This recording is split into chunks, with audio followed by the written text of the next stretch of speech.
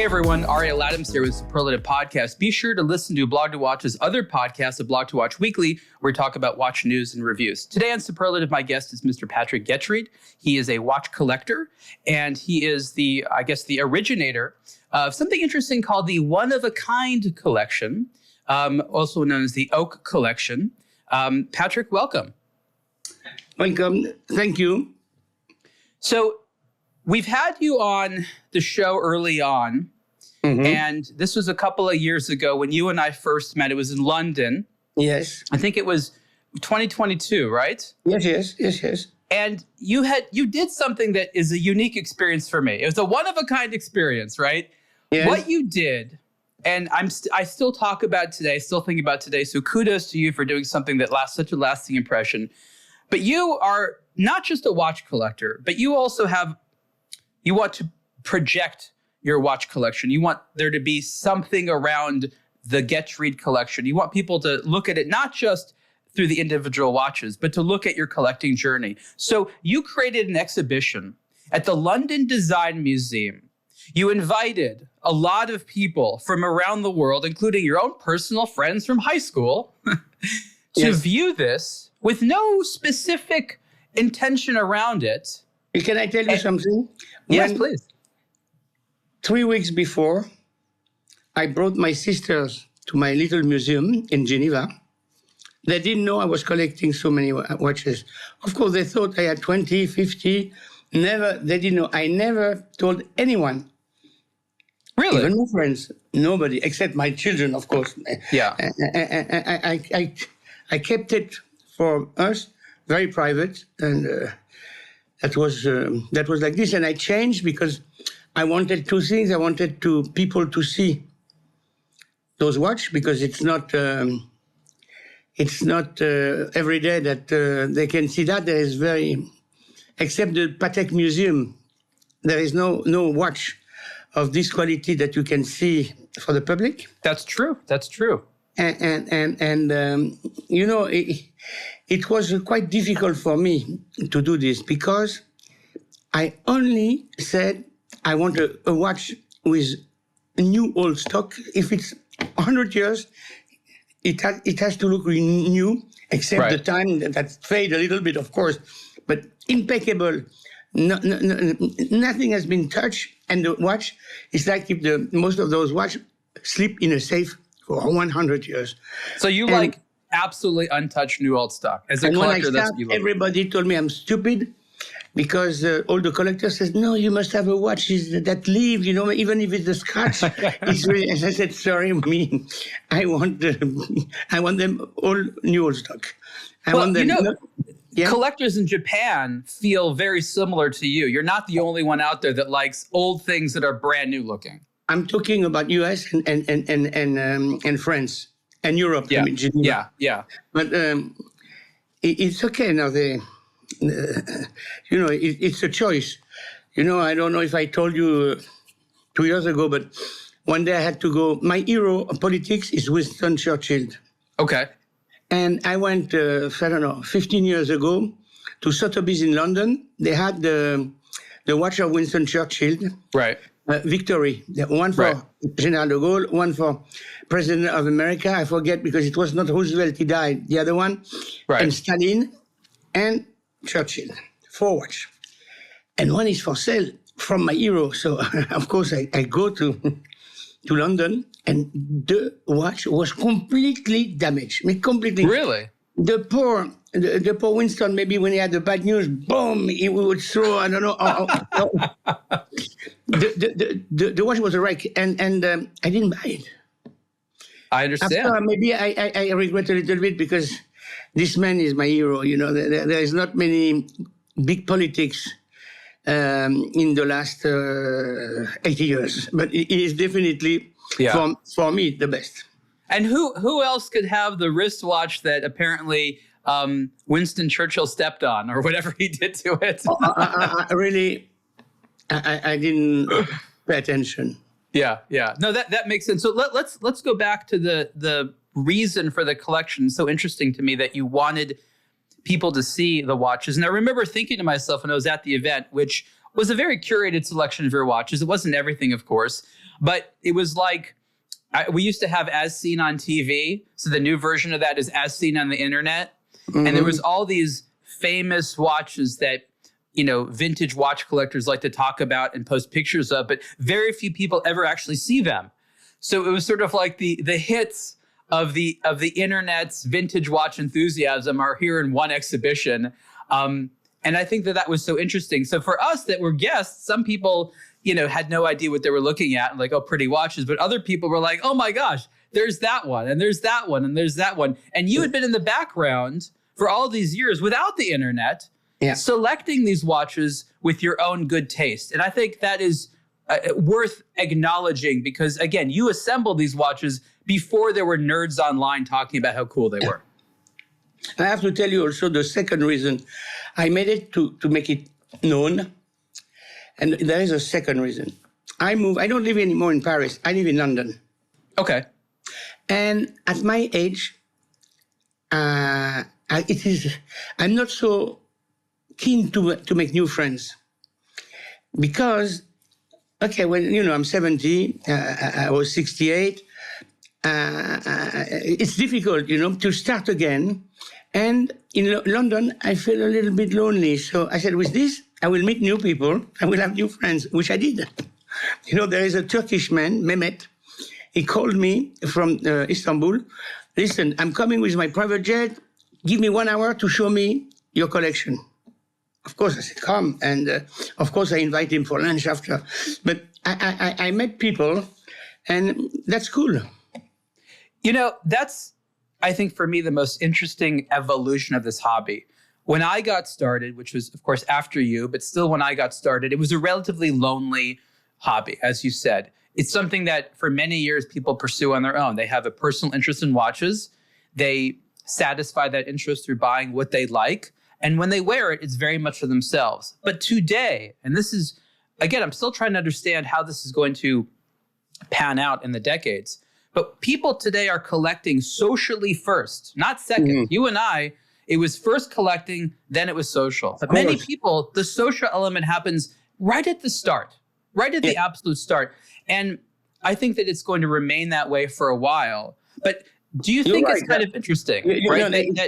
Exactly that. Yeah. And I guess my question is, do you think the hobby would have appealed to you more or less if when you got started, it was so social right away? Me, it was not social at all. I was 12 years old. Yeah. I was going in Switzerland where I was in the boarding school. Maybe you know the story. I was going in front of a shop who sells watches. Maybe I went 20 times, 10 times. And one day the shop owner opened the door and said, what do you want? Oh, you always come to me. But I said, I was shy. I want to buy a watch. So I came in and I bought Omega. Okay. And I didn't have the money. I said, sir, I don't have the money. I have 10 francs per week, pocket money. Every week I will come and bring you 10 francs. And then I will get it. Of course, after 2-3 months, I understood that it would last too long. And I called my father and he paid the watch. But that was the first watch that I wanted, the first one. Do you remember what fascinated you? Because that's, for a 12-year-old, that's a lot of attention. Most 12-year-olds don't remember what they wanted last week. How did you maintain this interest? But that's not for me. I knew what I would do in the business. I was very focusing. Every night, before to get to sleep, I said, I want to be a number one. I want to be a number one. I have to be a number one. And I built in my head to buy some company. I bought some newspaper. And I believe me, at 12, I was doing that every night. So interesting. The watch too, but I didn't have money. So I had to wait 10 years to buy really a watch, and a very good one, because at that time, that was the most chic watch for men, is a Tank of Cartier. Yeah. But I'm talking 40-something years ago. And I remember because my father horse won a race. And I got the result. It means with $50, I earn about 4,000. Oh, you bet. You bet on something. I bet on the horse of my father. A horse race, okay. Horse race, and I won. And I had 4,000. So the first thing I've done the next day, 10 o'clock, open of Cartier shop, 16,000, 10 francs. I bought my tank. and that's where it started. Now, when you got your watch, what was the feeling that you were chasing? Because in my opinion, I hear someone that wants to be number one receiving an item that confirms this status, right? When you have a nice watch on, you feel good about yourself. It's a personal reward and a trophy. I'm just curious what your feelings were when you finally got this thing that you've been chasing. Well, except for the first days, yeah, it was fantastic, of course. But actually, I cannot wear a ring. I cannot wear a necklace. And the only thing I could collect, because I was a mad collector. When I was 6 years old, I was collecting the packet of cigarettes of the friends and family and the matches. I put them on the wall of my bedroom. So I was already collecting at 6 years old. And after something a little more interesting, so it's watch. And so when you were young, how did you keep your watches? Because it sounds like you like to display them. I'm just curious how a kid like you displays them. Until 22, I had one, my Omega. Okay. And at 22, I start. I was hiding them in a suit or everywhere. I didn't have a safe, nothing. And voila. So as time went on, you not only collected a lot of watches, but it sounds like how you kept your watches, even how you acquired your watches was very interesting. You had mentioned that you had a special basically safe that also doubled as a collecting room, and it was like a no trade zone or something. You really got into the logistics behind it. And how did that evolve in terms of not just what you bought, but I am a very well organized man in anything I do. Okay. I'm very well organized. So I said, what do I do? Most of the collectors that I know, they put a lot of watches in the safe. Yeah. And they don't even know how they were. They put. And I said, no, me, I want to have a big room where I can, when I come, we put them all outside, all of them. And for that, I had two people. And sometimes 4, because I had 1 to 2 watchmaker, and I have a 2-person to check everything. It's a little big thing, and one of my assistant, Vincent. So it's 5 people who are working, not all the time, but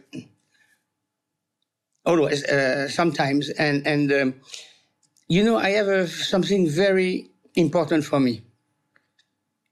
My religion is I'm not allowed to work.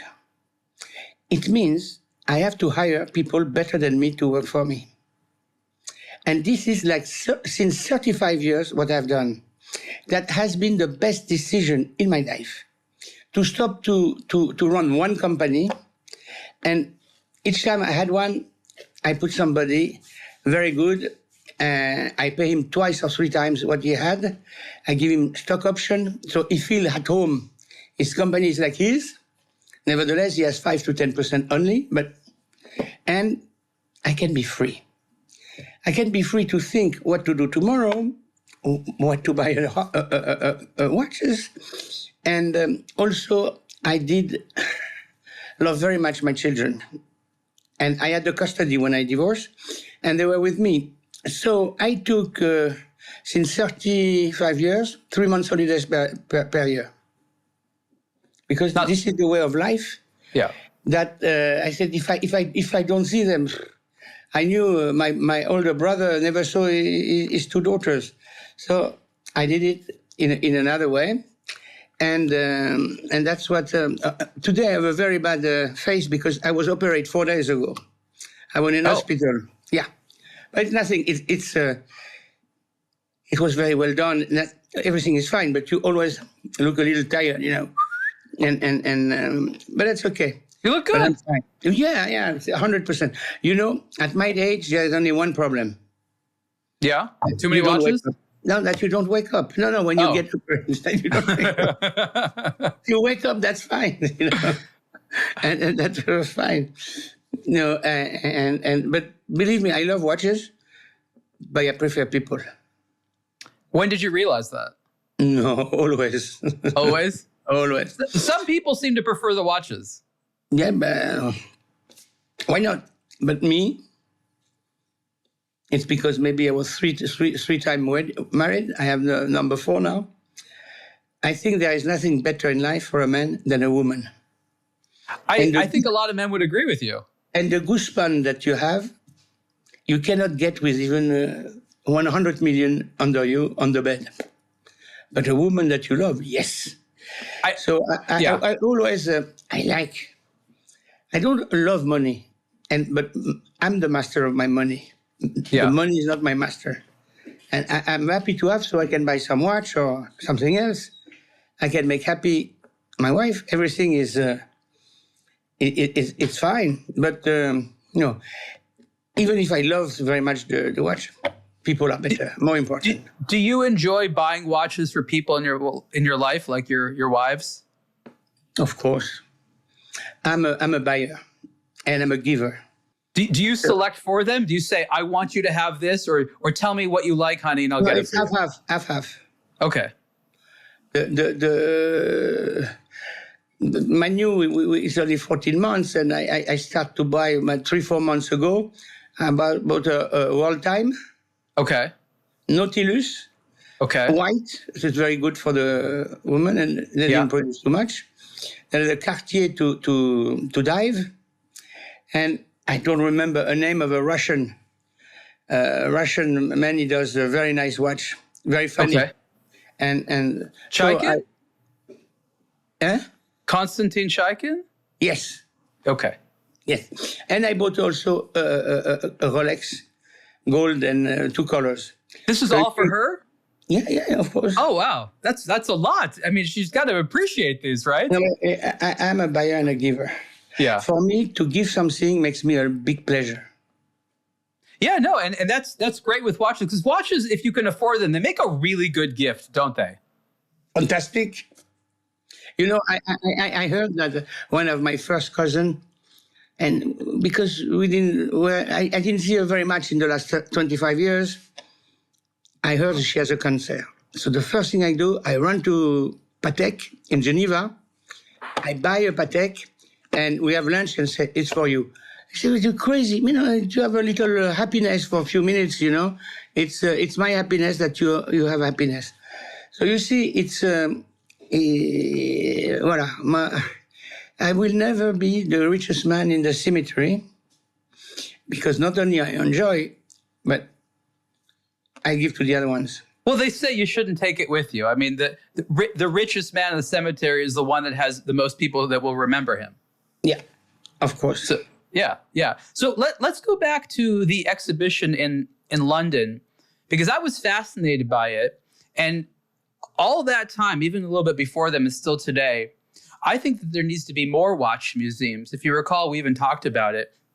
And I think that one of the things that you know, and I liked about being at the design museum is that watches in museum environments right now are celebrated because they're old tools, you know, horology, or because they're made by very prestigious names in jewelry or luxury. But rarely are watches just celebrated because of the design element. And we love them because of the design. Nearly none. Yeah.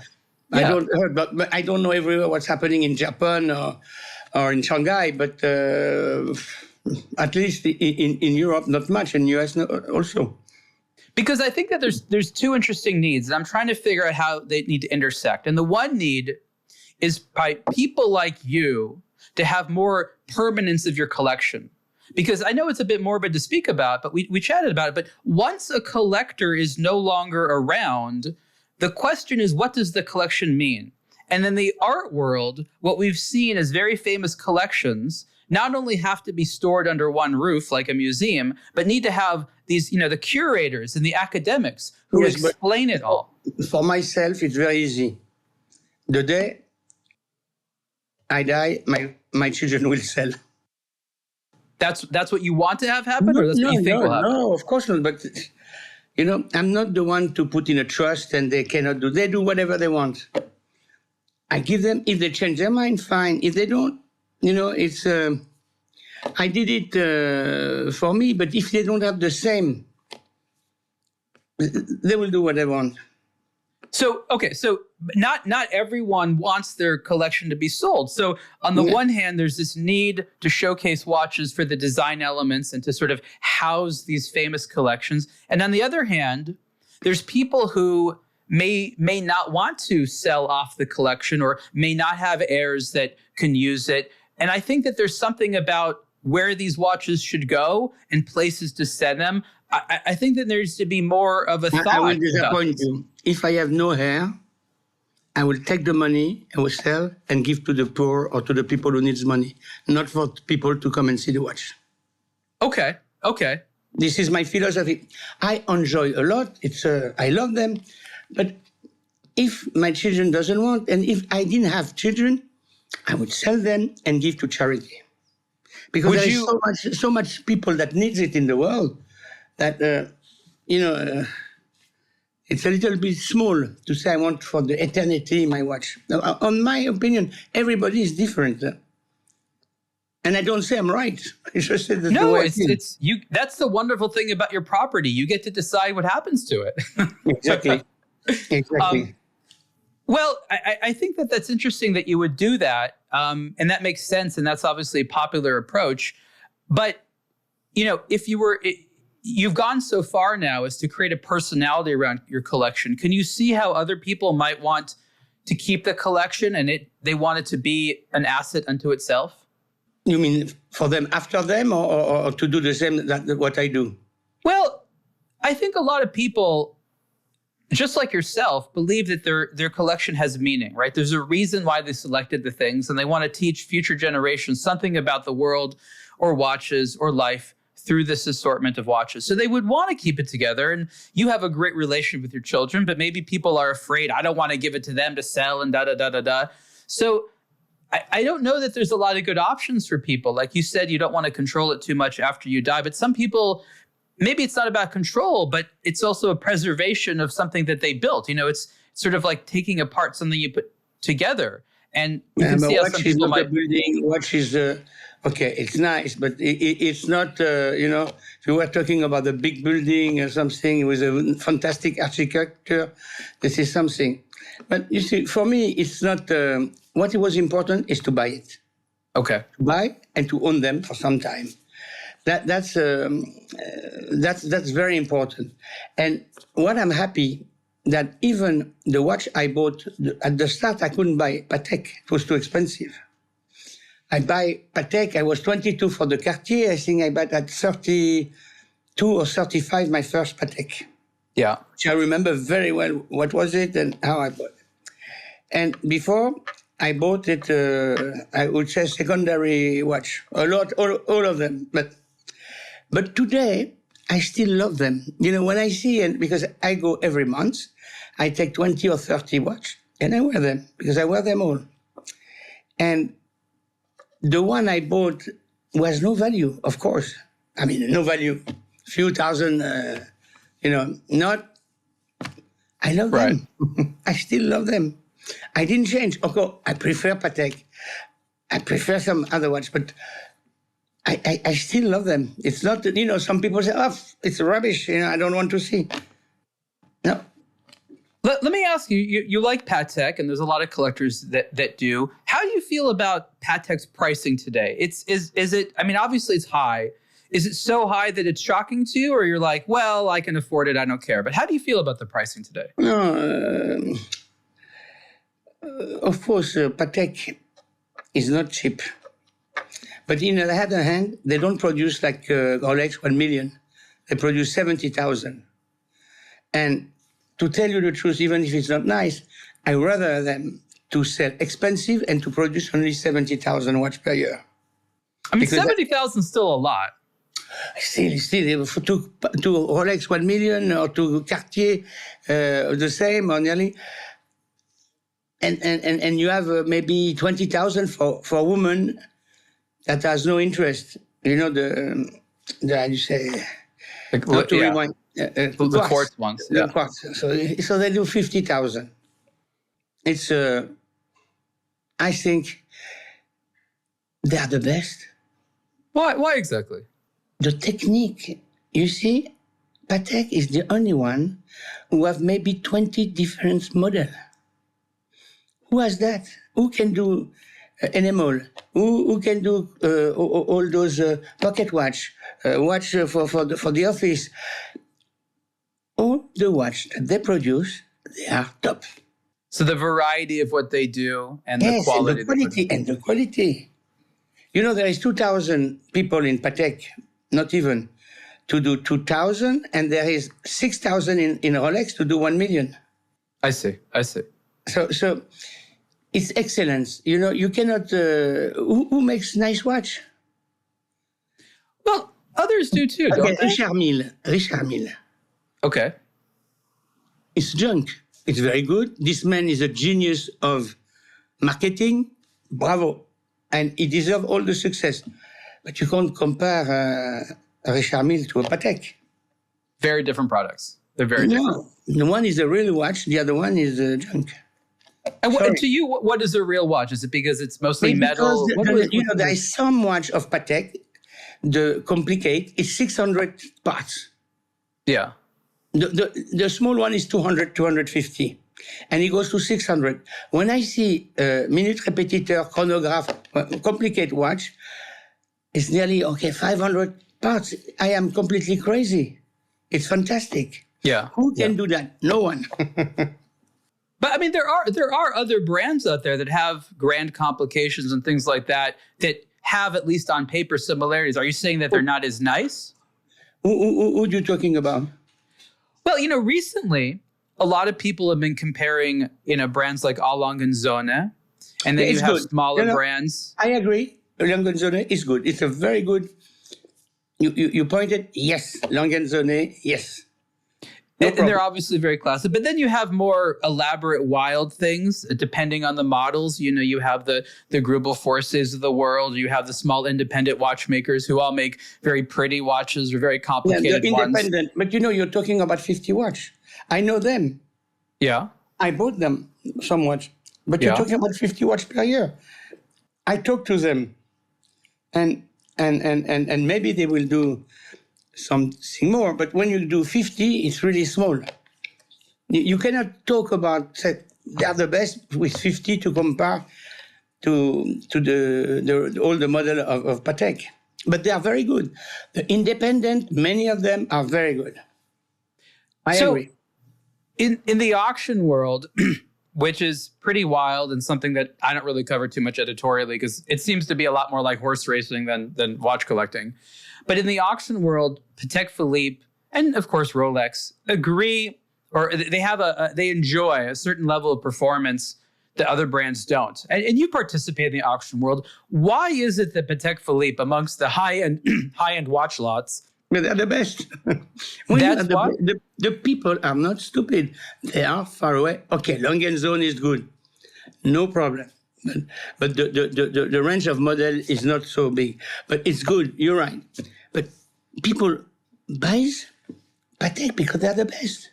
But the best at what? I mean, you admit these things need to be repaired. Best quality watch. I'm talking about best quality watch. And also, they're beautiful. Okay, so you like the aesthetics. I mean, you're of course entitled to feel that, and a lot of people agree. I just sometimes wonder when someone says the best, what they mean, because we admit that we don't necessarily wear them to keep the time properly. We admit that we understand that mechanical watches will break. So obviously people want the best for themselves, but I get very curious as to how people come up with that calculation. For me, while I admire Patek a lot, it's very routine.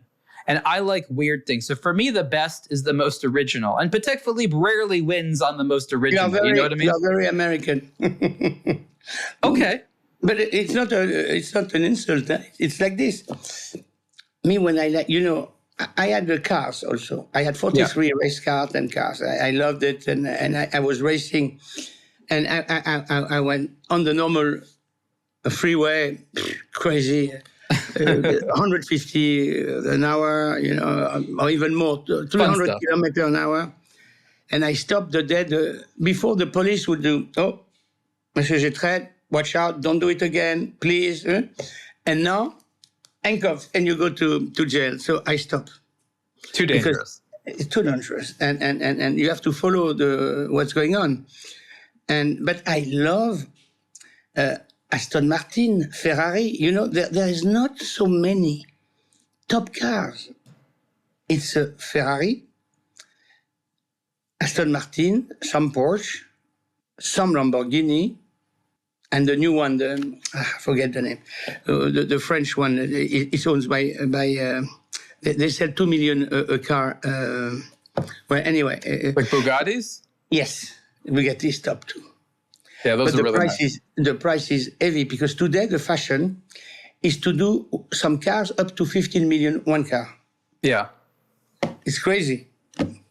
It's crazy. But did it surprise you that Bugatti came out with a car called the Tourbillon? Because for all this time, watches have been inspired by cars, and now there's a car. I'm sorry, the name means whirlwind, of course, but that's inspired by watch complications, and that must have amused you, right? You know that Mr. Bugatti, Ettore, made a watch, and the watch I heard about that.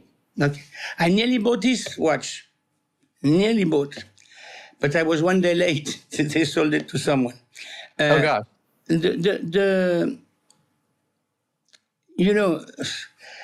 I love cars, so car is a dream also for me, and my life is not with nice car. Why? I travel a lot in between Geneva, Paris, London. In London, the traffic is huge. I have a driver. I don't, or Uber. And then I go to Bahamas 4 months. And in the Bahamas, the roads are terrible. You can't have a nice car. And if you did, how to maintain? You have to ask someone to fly. Yeah. To repair. So I am a little bit out, and Miami, I had nice car there, but I was for 40 years now. I am more Bahamas. It's more my thing, and that's it. But cars is fantastic, and there is one who will do better than the other one.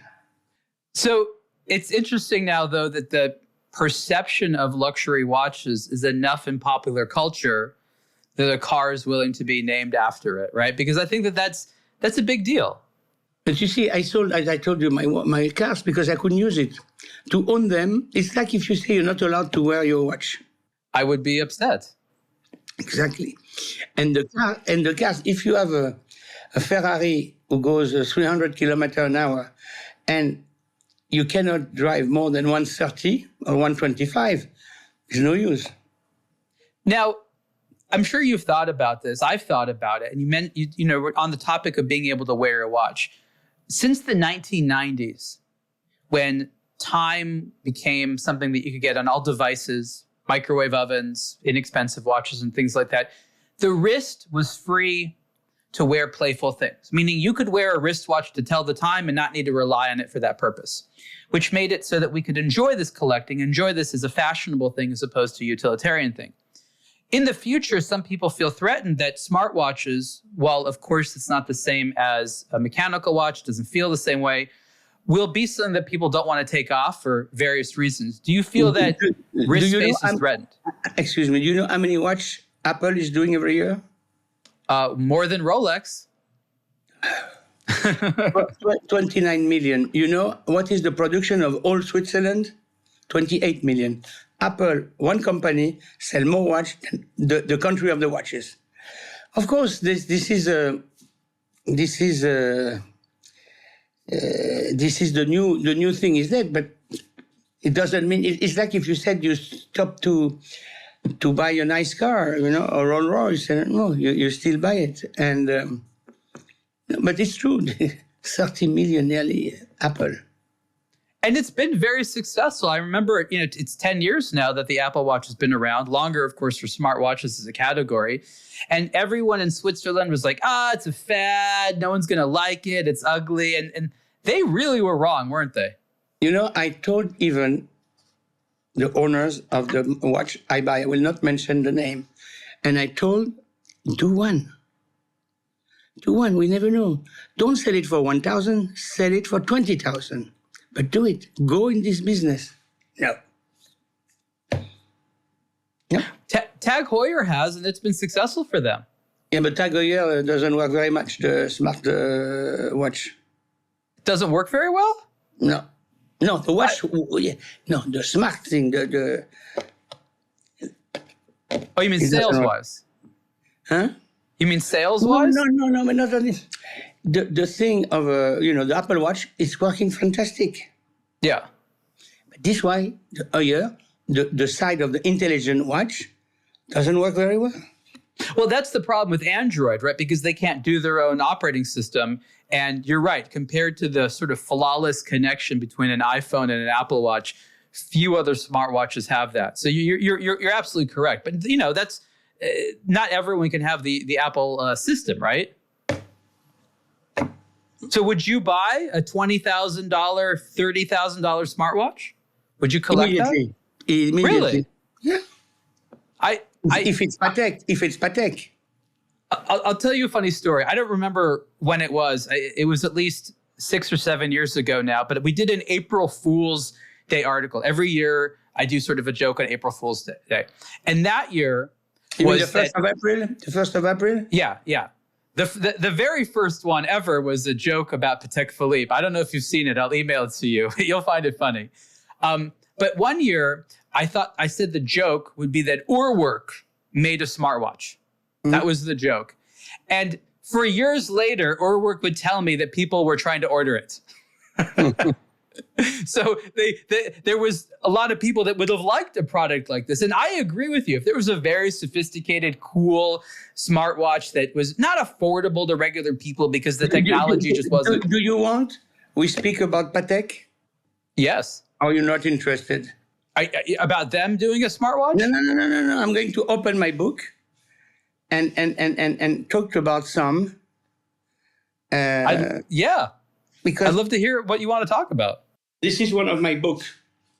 Okay, so for those who can't see, there's a book that's of the one-of-a-kind collection. Yeah. Patrick's name on it. So we have some. Here is 14 watches that are important, that are in the book. This is my best. You see? World time? Yeah. Yes. 25, 23. And this watch is new. So we start by Calatrava. We start by Henry Graves. Okay. Yes, the famous collector. You know who is Henry Graves? Sure. Okay. So I am the biggest collector of Henry Graves after the Patek Museum. Oh, I didn't know that. Yeah. And I have 27 pages to explain what is Henry Graves and what is all of them are one of a kind. And the best one has won for 10 years. But at that time, what they loved is to have, to make precise watch, Yeah. That was the thing, the big race.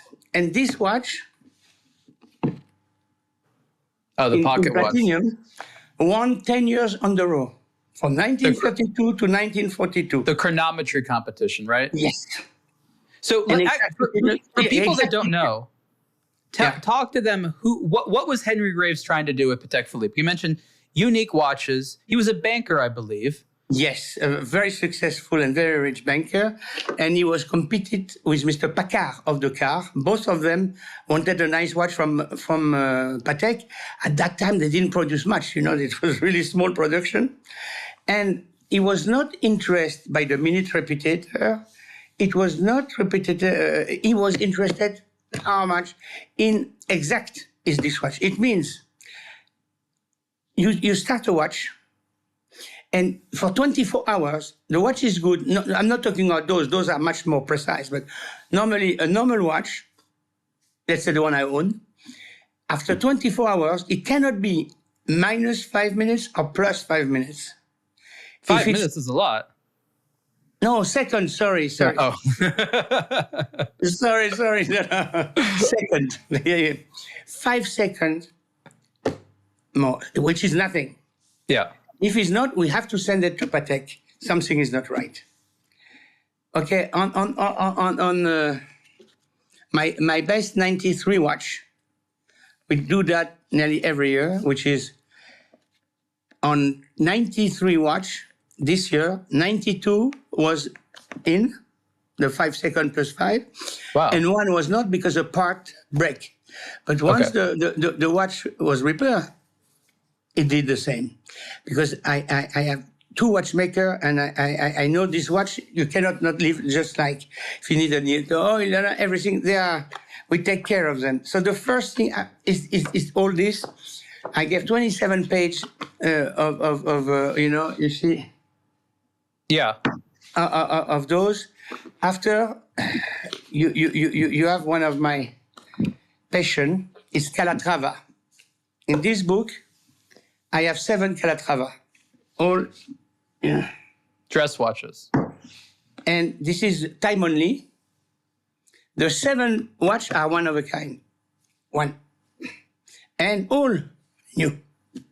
Fantastic. So you like precision. So Mr. Graves liked precision, and you follow in his footsteps of liking precision.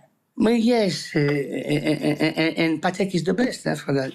So you see is that after, you know the Patek watches, or just from far? Like, do you know what is 1579? Oh, for the reference numbers, I'm not as good as you. It's a special kind of collector that knows them by. Okay. This watch is very fantastic. The chronographs. Yes, but it's oversized for the time. That's right. In 1940, 1950. What were they, about 40? How big were they? They were more than 40, right? No. 37, 36, 37. That was considered oversized? But at that time, the watch was 29, 30. That's true. That's 31, sometimes 33. And those watches are not very popular. I think it's crazy because they are fantastic. They look so modern, but I have them because I don't. After, I have a lot of chronograph, very rare chronograph. You seem to like chronographs a lot. That seems to be a popular complication. I love chronograph, yes. Is there a place that people can see this book? I just realized that I don't know if you can direct people, because people are going to be interested in your collection. I know there's still the website of the Oak collection. Like, where can people go? This is. Oh, yeah. I have 2, 4, 7. And they're all new great. And all one of a kind. Patek added it for me, one of a kind. So when you find a new old stock, is that from another collector? Where do you acquire these watches? Because you have many of them. No, I have people to bring me, to call me. They know me. They call me. And sometimes in auction. I am really impressed at how sophisticated some of the fakes are. And you are the exact target for some of these watches. What are some of your strategies for making sure that you're not defrauded? I have 3 best experts in the world. So believe me, before I buy a watch, I send one of my experts, and he opens the watch and he sees if she's completely legitimate. Otherwise, bye-bye. There is no risk. Okay. So you have people that check everything. I don't buy watches that are not legitimate, perfect, and everything. And I send someone because most of the people who wants to sell, they say anything. You see, that's so this is also one they have done only for me. It's one of the only one QP in steel that they have done with a black dial. They have done 2 in 20 years. So you see, this is the thing. I want to try to explain something to the audience that I think is important about why you like Patek Philippe. And this is a challenging concept, but I think, and again, tell me if I'm wrong, a lot of watches out there claim to be complicated and indeed are, but not many of them actually work well or break quickly or don't tell time accurately. So for you, when you say the best... All of them, all my watch. Right, so all your watches, but on the market... The 600 watch run perfectly. And of course, because if you have a 100 years watch, she's very good in 2022. Maybe parts will break in 2023, but okay, we send it to Patek and we can. But all the watch we don't have more than sometimes 8 watch to Patek. All the rest, bing, bing, bing. Very good. I know, do you try to run your companies like a well-oiled machine? Are they like watch movements? You mean my people, if they love watch? No, like as a metaphor. I like very well organized companies, the same. So everything is organized. So you mentioned that your strategy is to find these people that you can turn into motivated generals, right? Mm-hmm. Do you adopt this strategy to brands? Do you say, you know what, I'm going to give you, maybe extra money, but I want you to do something even better for me? Like, has that helped you as a collector in your relationship with brands? No, I never did that. Okay. So you're just a customer like the rest. They must like me and like my collection. I don't try to give them more money. Never. Okay, no. Again, there's a lot of strategy that happens. All the time, I have one word. My word is more important than a contract for me. If I shake hands with someone, it's important. And even today, I still do sometimes business in shaking hands to someone. That makes sense. Because look, if somebody wants to screw someone over in a deal, a contract's not going to stop them. Exactly. So you can always. So I want to talk about 2023, where there was an auction related to some of your watches. We don't need to go into too much, but I think it's interesting because at the time in 2022, when you had the Oak Collection exhibit in London, there was no specified idea about what you're going to do around it. But of course, the Christie's people were there. Then about a year later, you take not all your collection, just certain pieces for an auction. And I think this was an interesting emotional experience for you. Were you there on the day of the auction? No. You didn't want to be there? No, yeah. I can understand. It would have been emotionally weird, right? No, yes. It's not my type. Well, why? I do it because there is really watches that, or I have it in double, or they are not so important. And I rather have, I bought it 1.5 years ago, one of the most important pocket watch, world time, with a design, with a map. World map, world time, and they made 2 or 3. Okay, this I paid very expensive. So what I sold before give me the money to do it. So you used the money you made to buy more watches? Yes, of course. And that's kind of interesting because that's actually what most collectors do. I find that most of the time when people sell watches, unless they have economic need, they just use that money to buy more watches. Now, do you buy other watches at auction? Is that how you prefer to buy watches? No, I don't anything. If the watch I like, I buy. Today's watch market is in a strange position because the luxury economy in general is quite uncertain. And the watch industry has gone through this era in similar times in history. Of course, you're talking about the Graves years. I think that was around the Great Recession and things like that. So the watch industry has maintained and gone up and down. I have to say the last 20 years is more up than down, because if it's like this, but if it goes up after, it's not the problem. You have to wait if you want to sell, of course. Well, no, that has to do with selling. But I'm saying to the people who are the professionals in the industry, what can you say to them about the longevity of the watch industry to make them feel better? Because there's a lot of scared people out there in the luxury space that don't necessarily know that the long term is the game. And there's a lot of industry professionals, young industry professionals that listen to Superlative. It is the same game in real estate. Real estate, you have to think minimum 15 years to do something top. 15, okay. I sold the land that I bought, let's say for $2. I sold it lately $70. Wow. After 18 years. 18 years. Yes. So you have to wait to get the. As I am not, I'm not doing only real estate. Real estate, I do it because it's easy. You don't need It's to easy? be intelligent to do real estate. You need two things. Capital? Location. No. Oh, Location, timing. If you need a good location and good timing, it means when to sell and when to buy. so does that mean a good location when times are bad so that you can get it for a better price? Yes, of course. Okay. That makes sense. And time. If it's even time makes it when it's a good piece, it will make a very good thing. So you're saying good things come back into vogue eventually. I tell you something very easy. What is expensive is cheap. What is cheap is too expensive. What is expensive is cheap.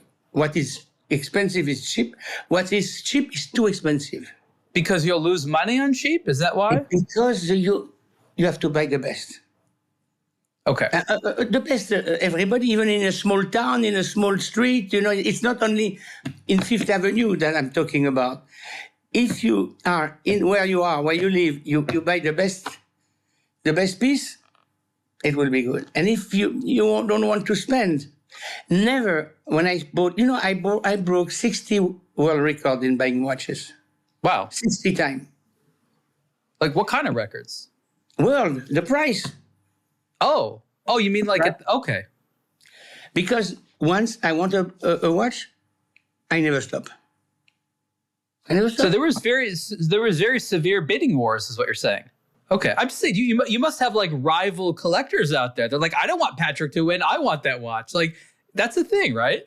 I don't want to talk too much about this because the auction are not the best things. Right. Once someone tried to sell me a watch of 3 million that was not good. I'm sure. I'm sure you've been offered all kinds of terrible watches. No. I bought it in auction. I see. I bought it. And because of the COVID, I couldn't go. Oh, you couldn't inspect it? No. So I asked them to give me a report and to sign it. And it was not at all that. And of course, I didn't pay. Right. But I think she should give me 3 million because they wanted to take advantage. They were thieves.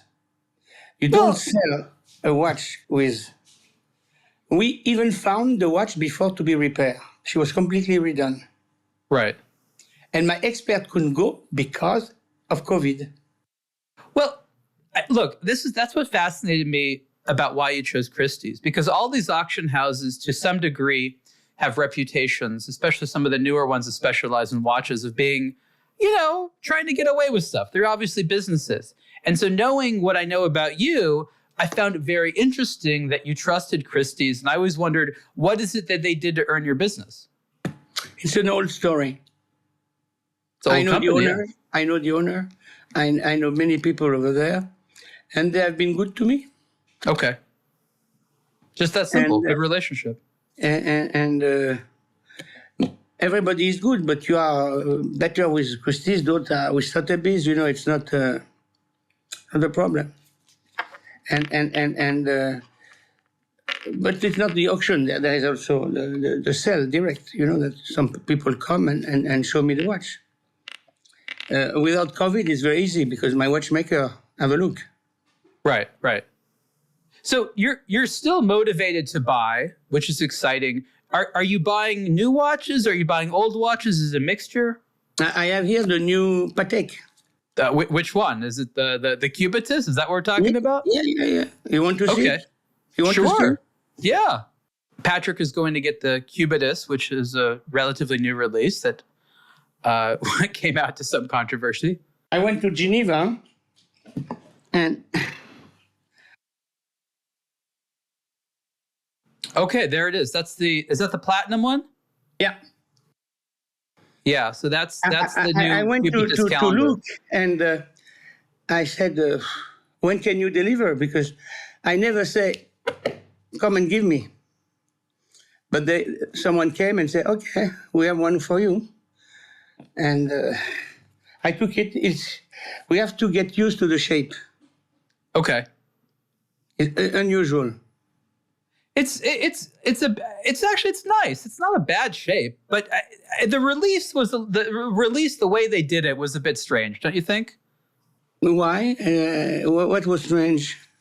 I think that they were trying to doctor the message too much. They were very afraid. Patek Philippe is very afraid of what people are going to say about them. And they have such enthusiasm. People like yourself that have good taste, you can choose whatever, say very good things about them. And they're well-deserved. You know, the movements do have a reputation for working very, very well. Yet they seem to be so afraid of getting the wrong publicity. And I think that's a sort of strange contradiction because they have a lot of confidence, but also fear. No, but that's you know that Mr. Thierry Stern is like that. He's not fear. He has no fear. But he wants to do the best way. It's normal that when the watch go out, nobody knows which one it is, and he show it to the public, like I think it was in Germany. It's important, and I understand that's no fear. It's just that you organize, you spend a lot of money for a new model, and you want to, the watch, it go out, nobody knows what it is, I mean. Right. So, no, I don't, I am a very pro Patek. I could tell. Yeah. Because this family, Thierry Stern is a friend, is top man, top. Is far away the best. Okay. And Mr. Biver, I don't know if you heard about Mr. Biver. Sure.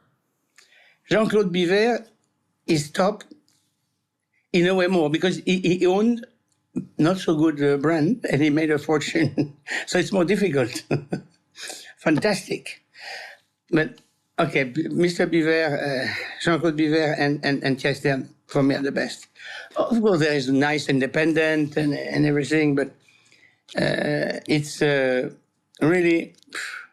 When you say the best, is it how they run their companies or how they treat you? Everything.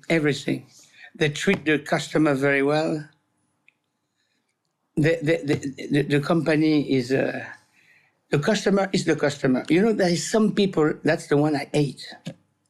You go to the shop, and because they have a model who is hot, you feel that they are the customer and you are the supplier. Right. No. Like you have to convince them. Yeah. No. For me, you must be even more nice when you have a new model that is very demanding and you cannot give to everybody. You have to be super nice to the people. So they're very diplomatic. Very nice, diplomatic. I do the same in my business. If I heard someone not talking well to a customer, fired immediately. We don't even discuss. Bing, bing. Interesting.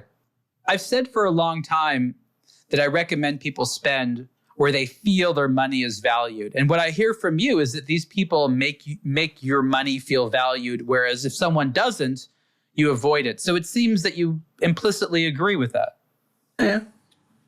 Yeah. You see, in fact, it's easy. And I was fortunate. You know, when I was in a boarding school, my father was very nice. He put me to the best boarding school in the world, where the Shah of Iran, the Prince of Monaco, you have all the best people in the world, best family. In Switzerland. I was the more poor student of the school. There were 200 people. They were all... So... every night, that's why I say, I want to catch back. I want to be like them. I want to be like them. You see, it's you are completely depressed because you have seen so many top rich people, and you're not. You know, the king of Egypt, the guy come and kiss his ring. You know, he was 14 years old, and sometimes he goes on the floor. But me, it gave me the rage. You know the rage? Sure. I have to do it. I have to do it. So the bar was set very high. And this is a good motivator. Like having people around you who enjoy something that you'd like to enjoy is probably the best motivator I can think of, right? Yeah. The second, you have to think on your brain that you're going to do it. You have to want it, and then you have to make it happen, which you said happens through sheer determination. Yeah. And that, of course, has wonderful parallels to your collection. We're about out of time, but I think that is an interesting takeaway message, that this person, yourself, that wanted the best and who was quite persistent about chasing it, has amassed a collection that really represents that. It's the best, and you've also been able to acquire it by chasing them. And so the way you lived your life is how you ran your watch collection. Exactly. That's why I could buy some watches. This has been a very interesting chat. We're out of time. I'd love to have you back. I'm just going to recommend that people read the article on aBlogtoWatch about Patek Getreide's oak collection. There's also a website, and there might be future things. And there's something. I'm sorry, because he's a competitor. I made last November the cover of Forbes because of my watches. Oh, great. Not a competitor. I used to write for Forbes. Okay. They put me in the cover of Forbes in November 2023. That's nice. What were the words that went on the cover? What did it say? The man of the hour. You were, and you are honestly very humble, but you have one of the most impressive watch collections, not only in terms of important pieces, but also interesting, obscure stuff that is just sort of fun. You've been a patron of the arts for sure. I recommend anyone to follow up with your collection, to learn about it. Maybe try to get one of those books. And I will tell you what is important in life. What's that? People must understand. Helping the other one is helping yourself. Helping the other one is helping yourself. It gives you good thing, because you make good to the other one. So they're fantastically happy. And you too, because you see their face, their eyes. I couldn't agree more. This has been the Superlative Podcast interview with Patek Getreide. Patrick, thank you so much. Thank you. Bye.